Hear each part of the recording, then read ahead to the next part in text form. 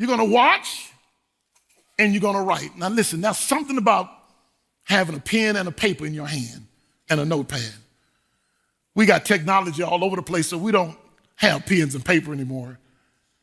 God says, he says, I want you to write this vision down. God, where are you? He's arguing, God, where are you? And God says, I'm finna say something to you.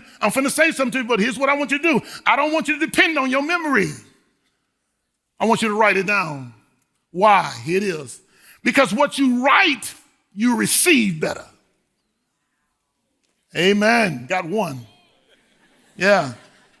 What you write down helps you receive better. Why, Pastor? Because the moment, I believe in two worlds. I believe in a visual world and an unseen world. And there's a real enemy. That the minute you receive this word, the enemy is going to try to snatch it. I tell you, he's going to snatch it. He's not in here today, but he's in the parking lot. And he's waiting till you get out. And when you get out, whatever you've heard and seen, if you don't receive it by writing and receiving it, he's got it. And not only that, but he says, when you write it, you receive it, but also it helps you to remember it. Come on now, talk back to me. Come on, brothers. Your wife ever asked you to go to the store and pick up 3 things? And you grab your keys and get out the door. Before you get to the door, she said, oh, you going to write that down? Yeah, I don't need to write that down. I'm smart enough to remember 3 things. And you get to the store and you go, bam. It's like somebody snatched your brain. And you thinking, man, I can't call her. No, I'm not finna call her. So you grab at least as much as you can. You get back to the house with 30 things and you miss one.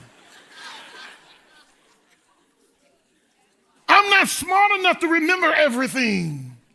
God says you got to write it down. God says it takes a process. Proverbs says this, where there is no vision, the people perish. And if I'm a pastor, if you have no vision, you're going to lose your parish.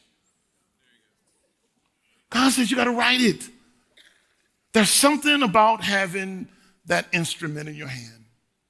Let me ask you this question. I'm not picking on the guys, but ladies and guys. When was the last time you wrote a love letter? Oh, you can text it. Oh, I love you. That's, yeah. Bing, bing. And then you do a little heart emoji back. Bing.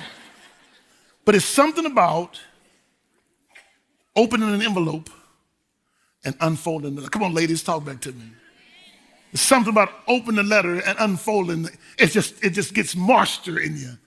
Your eyes get water. Because you know something, listen, it took some time. It took thought.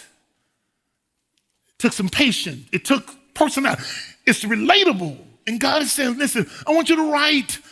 Get in the habit of getting away with God quietly and write what God is saying to you.